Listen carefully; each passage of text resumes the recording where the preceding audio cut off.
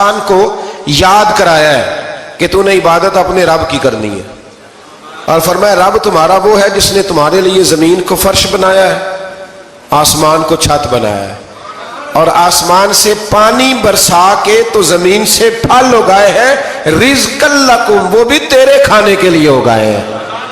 وہ جو آسمان سے بارش برسا کے زمین سے سبز اور پھل اگائے ہیں تو وہ بھی تیرے لیے۔ جب سارا کچھ تیرے لیے بنایا تو بھی تو عبادت کرنا اپنے رب کی، پھر کسی کو اس کا شریک نہ ٹھہرا۔ ایک چیلنج بھی کیا قرآن مجید نے اس رکوع کے اندر، کہا کرتے تھے مکے کے لوگ کہ آپ قرآن مجید کی آیتیں نبی کریم علیہ السلام سے کہا کرتے تھے کہ معاذ اللہ آپ خود بناتے ہیں، بنا کے لاتے ہیں۔ تو اللہ کریم نے فرمایا وَإِن كُنتُمْ فِي رَيْبٍ مِّمَّا نَزَّلْنَا عَلَىٰ عَبْدِنَا فَأْتُوا بِسُورَةٍ مِّن مِّثْلِهِ، اگر تمہیں شک ہو نا اس میں جو ہم نے بندہ خاص پہ نازل کیا ہے تو تم بھی اس جیسی ایک صورت بنا کے لاؤ۔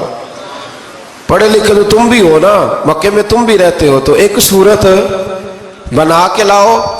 قرآن مجید ہم سے چھینا گیا ہے سازش کے تحت، اس لیے کہ جس قوم کو قرآن آ جاتا ہے نا پھر کوئی کافر اس کا مقابلہ نہیں کر سکتا۔ دیکھیں نا اگر کافروں کے پاس جواب ہوتا قرآن پاک کا تو بدر اور احد میں نا کوئی آیت بنا کے لاتے قرآن کے مقابلے کی، تلواریں لے کے نہ آتے، ان کے پاس جواب ہی نہیں تھا۔ اور قیامت تک کسی کافر کے پاس قرآن مجید کا کوئی جواب، قرآن کا کوئی جواب، قسم اللہ کی جواب کوئی نہیں، قرآن کا اس کا کوئی جواب نہیں۔ کیا بات ہے قرآن پاک کی۔ وہ ایک دفعہ مسلمہ کذاب بے ایمان کہنے لگا میں نے بنا لیا قرآن پاک کا جواب، معاذ اللہ۔ جواب کیا بنایا؟ وہ صورت ہے نا القاریۃ ملقاریہ وما ادراک ملقاریہ، کھڑکھڑانے والی کیا ہے، کھڑکھڑانے والی تمہیں کیا پتا کیا ہے کھڑکھڑی، قیامت کا ذکر ہے۔ کہنے لگا میں نے اس جیسی صورت بنا لیا، تو کیا بنایا؟ الفیل ملفیل وما ادراک ملفیل۔ کہنے لگا ہاتھی، تمہیں کیا پتا کیا ہاتھی، تم کیا جانو کیا ہاتھی۔ تو پاس جو اس کے اپنے بیٹھے تھے نا چیلے، وہ کہنے لگے چپ کر جا، سارے زمانے کو پتا ہے ہاتھی کیا ہوتا ہے۔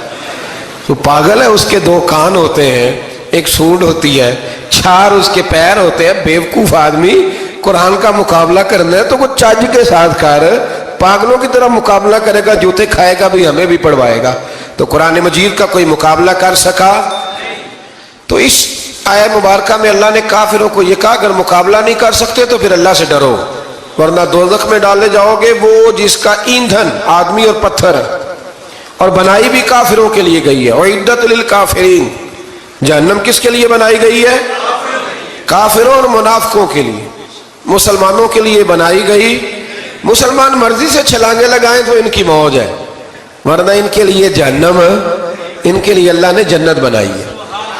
اور یہ بات کرتے ہی رب کریم نے فرمایا اے محبوب علیہ السلام مومنوں کو خوشخبری دے دے کہ اللہ نے ان کے لیے جنت بنائی ہے، اس میں باغات ہیں، انہیں رزق دیا جائے گا کھانے کے لیے، اور اس میں انہیں پاکیزہ بیویاں دی جائیں گی، اور پھر وہ اس میں ہمیشہ رہیں گے، انہیں اس سے نکالا نہیں جائے گا۔ آگے جو آیات کریمہ ہے نا اس کے اندر اللہ تبارک و تعالیٰ نے فرمایا ہے کہ اللہ حیا نہیں کرتا سمجھانے کے لیے مچھر کی مثال بھی دینی پڑے۔ فرمایا قرآن سے کچھ لوگ ہدایت حاصل کرتے ہیں اور کچھ گمراہ ہو جاتے ہیں۔ جب لوگ اپنی مرضی کی تشریحات چاہتے ہیں تو گمراہ ہوتے ہیں، اور جب قرآن کو رسول اللہ صلی اللہ علیہ وسلم اور امت مسلمہ کی تشریحات کی روشنی میں سمجھتے ہیں تو پھر اللہ ہدایت عطا فرماتا ہے۔ پھر اللہ تبارک و تعالیٰ نے آگے ارشاد فرمایا حضرت آدم کی پیدائش کا واقعہ۔ کچھ مفسرین نے لکھا اللہ نے مشورہ کیا تھا فرشتوں سے وَإِذْ قَالَ رَبُّكَ لِلْمَلَائِكَةِ إِنِّي جَاعِلٌ فِي الْأَرْضِ خَلِيفَةً، لیکن کچھ مفسرین کہتے ہیں کہ اللہ کو ضرورت نہیں فرشتوں سے مشورہ کرنے کی، اللہ نے فرشتوں سے مشورہ نہیں کیا بلکہ رب نے انہیں آگاہ فرمایا تھا کہ میں لگا ہوں زمین پہ اپنا نائب بنانے، میں خلافت دینے لگا ہوں زمین پہ۔ اب یہ تو دینے والی کی مرضی ہے نا، اس نے کس کو دینی ہے، یہ تو دینے والے کی مرضی ہے نا اس نے۔ تو کچھ لوگ کہتے ہیں کہ دینے والے سے زیادہ ہمیں پتہ ہے، تو فرشتوں کو بھی یہ اجتہادی خطا ہو گئی، کہنے لگے یا اللہ اسے نہ بنانا، یہ فساد کرے گا، یہ خون ریزیاں کرے گا۔ تو اللہ نے فرمایا جو میں جانتا ہوں وہ تم، اللہ اکبر۔ امام راضی فرماتے ہیں جب رمضان آتا ہے تو اللہ فرشتوں سے کہتا ہے ذرا یہ کھول کے دروازے دیکھو نا یہ زمین پہ کیا کر رہے ہیں، تم تو کہتے تھے فساد کریں گے اور یہ سارے تراویح پڑھ رہے ہیں۔ تم تو گویا کہتے تھے فساد کریں گے، اور یہ تو دیکھو گویا رمضان کے روزے رکھ رہے، یہ تو میری یاد میں نکلے ہوئے۔ تم کچھ کہتے تھے اور دیکھو میں نے تمہیں کہا تھا نا جو میں جانتا ہوں وہ تم۔ اللہ نے پھر حضرت آدم علیہ السلام کو تمام زمانے کے علوم عطا کیے، علم سکھا لیا۔ تو فرشتوں سے کہا تم بھی ان چیزوں کے نام بتاؤ، تو وہ بتا سکے نہیں۔ اللہ نے فرمایا اب اس طرح کرو، آدم کو سجدہ کرو۔ سب نے سجدہ کیا سوائے، وہ کہنے لگا یا اللہ صرف تجھے ہی کرنا ہے، کرنا بھی صرف اللہ کو چاہیے، پر رب کے آگے بھی جھکنا چاہیے، اور جس کے سامنے رب جھکائے نا وہاں بھی۔ اور یہ جو عاجزی ہے نا، یہ جو جھکنا ہے، یہ علم کے آگے ہے۔ ہماری مصیبت یہ ہے کہ ہم علم کے آگے بھی گردن جھکانے کو تیار نہیں ہوتے، وہاں بھی ہم خود عالم فاضل بن جاتے ہیں۔ تو فرمایا کہ سب سے کہا سجدہ کرو، سب نے سجدہ کیا سوائے ابلیس کے۔ تو پھر ہوا کیا، وکان من الکافرین، وہ کافروں میں سے ہو گیا۔ پھر اللہ نے حضرت آدم کو اور جناب حوا کو نا مقام دے دیا جنت میں رہنے کے لیے، اور کہا سارا کچھ کھانا، درخت کے قریب نہ جانا۔ ابھی آپ کسی سے کہہ دیں تھوڑا سا کہ پیچھے نہ دیکھنا، یعنی اگر میری سمجھ لیں ادب کی وجہ سے کوئی 1.5-2 منٹ یا 6 منٹ نہیں بھی نہ دیکھے گا تو سوچے گا ضرور کہ پتہ نہیں اب پیچھے کیا ہے، مصیبت کیا ہے۔ یعنی آپ کہہ کے دیکھ لیں کسی کو، پیچھے نہ دیکھنا فطرت ہے نا انسان کی، وہ جستجو کرتا ہے، کہا اس درخت کے پاس نہ جانا۔ تو حضرت حوا سلام اللہ علیہ کہتے ہیں دل میں خیال رہتا تھا کہ آخر ہے کیا درخت کے پاس۔ یہی انسان کا عقیدہ توحید ہے کہ جہاں سے رب منع کر دے وہاں وہ منع ہو جائے، اور یہ ان کی خطا نہیں تھی، یہ اللہ کی حکمت تھی، چونکہ رب نے تو پہلے کہہ دیا تھا بنایا ہی زمین کے لیے، تو یہ تو سارا کچھ ہونا تھا تو زمین پہ آنا تھا نا۔ تو حضرت حوا اور جناب آدم کے پاس شیطان آیا، اب اس کو نکال تو دیا تھا پر ابھی اس کا جنت میں آنا جانا بند نہیں ہوا تھا، یہ بھی اللہ کی حکمت تھی۔ تو وہ کہنے لگا تمہیں پتہ ہے بعد میں مر جاؤ گے؟ تو حضرت حوا کہنے لگی کیا موت بھی آئے گی؟ کہاں، اس کی تکلیف بھی بڑی ہوگی، تو پھر بچیں گے کیسے؟ تو کہنے لگے پھل کھا لو اس درخت کا۔ تو بچنے کے لیے پھل کھایا تھا، جس طرح لوگ آج بہت سارے کام بچنے کے لیے کرتے ہیں پر بچ سکتے، بچنے کے لیے پھل کھایا تو اللہ نے فرمایا زمین پہ چلے جاؤ۔ تو حضرت آدم زمین پہ آئے، پھر کئی 100 سال روتے رہے۔ فَتَلَقَّى آدَمُ مِن رَبِّهِ کَلِمَاتٍ، تو پھر اللہ نے خود ہی جناب آدم کو کچھ کلمے سکھائے۔ علامہ اسماعیل لکی فرماتے ہیں وہ کلمے یہ تھے کہ حضرت آدم نے میرے نبی کا وسیلہ پیش کیا، تو اللہ کریم نے جناب آدم کی دعا کو مقبول فرما لیا۔ پھر آگے بنی اسرائیل کا ذکر آ جاتا ہے۔ اللہ تعالیٰ نے بنی اسرائیل، آج آپ اسی قوم کو یہودی کہتے ہیں، ان کو اللہ نے اس زمانے میں فضیلت عطا کی تھی بہت زیادہ۔ تو عرب کے اندر جب نبی پاک علیہ السلام نے اعلان نبوت کیا تو کچھ لوگوں نے یہ کہہ دیا کہ اگر یہ یہودی کلمہ پڑھ لیں گے تو ہم بھی پڑھ لیں گے۔ تو پھر اللہ نے انہیں یاد کرایا کہ تم اصل میں کیا ہو، تمہیں کلمہ پڑھنا چاہیے۔ تو اہل یہود کا تذکرہ کرتے کرتے رب کریم نے ایک بات یہ بھی ارشاد فرمائی کہ تم لوگوں کو تو کہتے رہے ہو کہ وہ نبی آنے والے ہیں، وہ نبی آنے والے ہیں، اور جب آ گئے ہیں تو ماننے کو تیار نہیں ہو۔ تو فرمایا تأمرون الناس بالبر وتنسون انفسکم وانتم تتلون الکتاب، لوگوں کو بھلائی کا حکم دیتے ہو اور اپنے آپ کو بھول جاتے ہو، افلا تعقلون، تمہیں عقل نہیں؟ پھر اللہ نے انہیں یہ بھی یاد کرایا کہ یاد کرو وہ زمانہ کہ جب فرعون نے خواب دیکھ لیا تھا کہ کوئی بچہ اس کی سلطنت کو تباہ کرے گا، تو پھر اس نے تمہارے بچوں کو ذبح کرانا شروع کیا اور تمہاری بیٹیوں کو چھوڑتا تھا۔ فرمایا یہ بھی تو تم نے دیکھا، میں نے تمہیں پھر تم سے کہا جہاد کرو قوم عمالقہ کے خلاف، تو مقام طیہ میں جا کے یہ لوگ کہنے لگے ہم سے جہاد نہیں ہوتا۔ اللہ نے انہیں ایک میدان میں قید کر دیا۔ بڑی دلچسپ بات، قید تو لوگ ہوتے ہیں نا چار دیواری میں، تو اللہ نے بنی اسرائیل والوں کو جب انہوں نے کہا ہم جہاد نہیں کریں گے تو اللہ نے میدان میں قید کر دیا۔ میدان میں، یہ یاد رکھیں، جب انسان اللہ کی نافرمانی کرتا ہے تو اسے ایسی قید ملتی ہے جس کا اس نے تصور بھی نہیں کیا ہوتا۔ ایک میدان ہے مقام طیہ، قید ہو گئے، سارا دن سفر کرتے تھے، سارا دن، تو رات کو تھک کے سوتے تھے، صبح اٹھتے تھے نا جب تو وہیں ہوتے تھے جہاں کل صبح چلے تھے۔ تو رب جب کسی کو قیدی بناتا ہے تو اسے زنجیروں کی، سلاخوں کی ضرورت، دعا فرمائے اللہ تبارک و تعالی غموں سے نجات عطا فرمائے، یہ دعا فرمائے۔ ایسی قید دیتا ہے کہ جس سے پھر چھٹکارا ہو سکتا۔ تو تو بنی اسرائیل کا بہت زیادہ تذکرہ اس بارے میں اللہ تبارک و تعالیٰ نے پھر بیان کیا، اور پھر کہا کہ انہیں جو حکم دیا جاتا تھا یہ اس کی سرتابی کرتے تھے، پھر اللہ نے ان پر ذلت نازل کر دی اور یہ ہمیشہ اس کا شکار رہے۔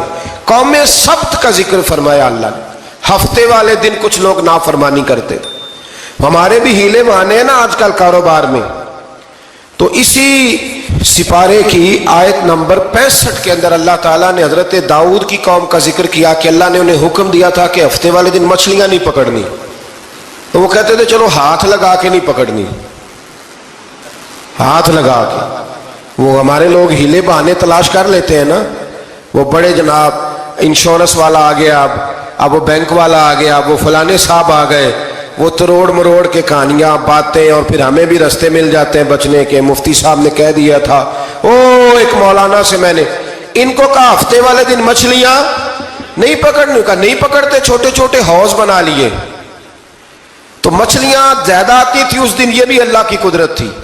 نماز کے وقت گاہک زیادہ آتے ہیں، یہ اس کی قدرت ہوتی ہے، تو وہ مچھلیاں حوض میں جمع ہو جاتی ہیں۔ یوں سمجھ لیں کہ جال انہوں نے لگا لیے ہوئے تھے، تو جال میں وہ پھنستی رہتی تھی، حوضوں میں آتی رہتی تھی، ہفتے کو نہیں پکڑتے تھے، اتوار کو پکڑ لیتے تھے، تو پھر اللہ نے انہیں سزا دی۔ فرمایا تماشے کرتے ہو اللہ کے حکم کے ساتھ، کیا سزا دی؟ فَقُلْنَا لَهُمْ كُونُوا قِرَادَةً خَاسِئِينَ، فرمایا بندر بن جاؤ دھتکارے ہوئے۔ جو رزق حرام طریقے سے کماتے تھے رب انہیں بندر بنا دیتا تھا۔ ابھی بھی میں نے دیکھے ہیں بڑے بڑے تاجر پاگلوں جیسی زندگی گزار رہے ہیں، نفسیاتی طور پہ سکون نہیں ہے، کروڑوں روپیہ پڑا ہے، کیوں؟ اس لیے کہ رب کے بتائے ہوئے طریقے کے مطابق تجارت نہیں کرتے۔ آگے ایک اور دلچسپ بات آ گئی، بنی اسرائیل کے اندر نا ایک شخص نے اپنے چچا کو قتل کر دیا جائیداد کے لیے۔ یہ دیکھیں کب سے لوگ جائیداد کے لیے قتل کرتے آ رہے ہیں۔ چچا کو قتل کر دیا، اور قتل کر کے حضرت موسیٰ علیہ السلام کے پاس آئے کہ میرے چچا کو کسی نے قتل کر دیا ہے، تو بتائیں کیا کرنا ہے؟ تو آپ نے فرمایا کہ گائے ذبح کرو، اور اس کا ایک ٹکڑا مقتول کو مارو، مرنے والے کو، وہ خود اٹھ کے بتا دے گا مجھے کس نے قتل کیا ہے۔ اب ارادہ نہیں تھا گائے ذبح کرنے کا، تو بہانے کرنے لگے۔ ارادہ نہیں نہ ہوتا تو پھر کیا ہوتے ہیں؟ کہنے لگے گائے کس طرح کی ہو، بوڑھی ہو کہ بچی ہو، رنگ کیسا ہو، جوان ہو کہ چھوٹی ہو، حال میں ایک دفعہ چلنا سیکھ گئی ہو یا ابھی نہ سیکھی ہو، تو بتاتے گئے تو رب بھی شرطیں بیان کرتا گیا۔ گہرے زرد رنگ کی ہو، حال کے اندر اسے نہ چلایا گیا ہو، پانی نہ نکالا گیا ہو، نہ بچی ہو نہ جوان ہو، اس کے درمیان ہو۔ یہ ساری شرطیں کہاں پائی جاتی تھی؟ حضرت موسیٰ علیہ السلام کی قوم کا ایک شخص تھا جو اللہ کا ولی تھا، وہ جب انتقال کرنے لگا نا، اللہ اکبر، دیکھو رب ولیوں کی اولادوں پر بھی کتنا فضل فرماتا ہے۔ وہ جب انتقال کرنے لگا تو ایک اس کے پاس چھوٹی سی بچیا تھی، گائے کی بچی، اس نے جنگل میں چھوڑ دی۔ کہنے لگا یا اللہ میں تیرے نام پہ چھوڑتا ہوں، میرا بچہ جوان ہو جائے تو اسے دے دینا، اور تو سرمایہ ہی کوئی نہیں۔ بچہ بڑا ہوا تو بچہ بھی بڑا نیک تھا، اپنی ماں کا بڑا فرما بردار تھا۔ اس کی ماں نے کہا بیٹا تیرے باپ نے ایک گائے چھوڑی تھی، تو بچہ جنگل میں گیا اور جا کے کہنے لگا اے اللہ میری گائے مجھ سے ملا دے، تو رب کریم نے وہ گائے واپس کر دی، وہ گائے گھر لے آیا۔ اب وہ کہنے لگا اماں بیچ دوں، تو اماں کہنے لگی بیٹا میرے پوچھے بغیر نہ بیچنا۔ کئی دفعہ گاہک لگے پر اس نے کہا جب تک میری اماں نہ کہے گی میں بیچوں گا۔ ادھر بنی اسرائیل والے شرطیں جتنی گائے کے بارے میں پوچھ چکے تھے وہ ساری اسی گائے میں پائی جاتی تھی، تو یہ ڈھونڈتے ڈھونڈتے وہاں پہنچ گئے، تو کہنے لگے گائے چاہیے، تو اس نے کہا بھی تمہاری مرضی سے نہیں، قیمت میری مرضی کی۔ ایک مفسر نے تو یہاں تک لکھا ہے کہ اس نے کہا گائے ذبح کر کے نا، تو جتنا گائے کے اندر گوشت ہوگا نا اتنا ہی کھال کے اندر تم مجھے مال بھر کے دو گے، اتنے سکے بھر کے دو گے، اتنی اشرفیاں بھر کے دو گے تو پھر تمہیں گائے دوں گا۔ تو پھر یہ گائے انہیں ملی اور یہ گائے لے کر کے آئے۔ زیادہ سوالات نہ کرتے تو زیادہ الجھتے نہ۔ ہم بھی دین کے معاملے میں بڑے سوال جواب کرتے ہیں، اتنا سوال کریں جتنی اس کی ضرورت ہے۔ ان لوگوں نے سوالات زیادہ کیے تو پھر الجھ زیادہ گئے۔ تو میرے بھائی اس کا ذکر بھی اللہ تبارک و تعالیٰ نے پہلے پارے کے اندر بیان فرمایا۔ پھر اللہ کریم نے فرمایا کہ کچھ ایسے لوگ بھی ہیں یہودیوں میں سے جن کا دعویٰ ہو گیا ہے کہ ہم اللہ کے بڑے پیارے ہیں۔ فرمایا یہ صرف ان کے منہ کی باتیں ہیں، یہ تو قیامت میں پتہ چلے گا نا کہ اللہ کا پیار کس کے ساتھ زیادہ ہے۔ اور پھر یہ بھی یہودیوں نے دعویٰ کیا ہے، اسی پارے میں اللہ فرماتے ہیں کہ ان کا دعویٰ ہے کہ ہم اللہ کے بڑے پیارے ہیں، جنت میں ہم ہی جائیں گے، تو اللہ فرماتا ہے پھر مرنے کی دعا تو کرو، جنت میں تو مار کے جانا ہے نا۔ لیکن رب فرماتے ہیں یہ کبھی مرنے کی دعا نہیں کریں گے، اس لیے کہ انہیں پتہ ہے کہ ہم نے آخرت کے لیے کیا بھیجا۔ لیکن جی پہلا حکم آ گیا یا ایھا الذین آمنوا کہہ کے، پہلی آیت قرآن پاک کی۔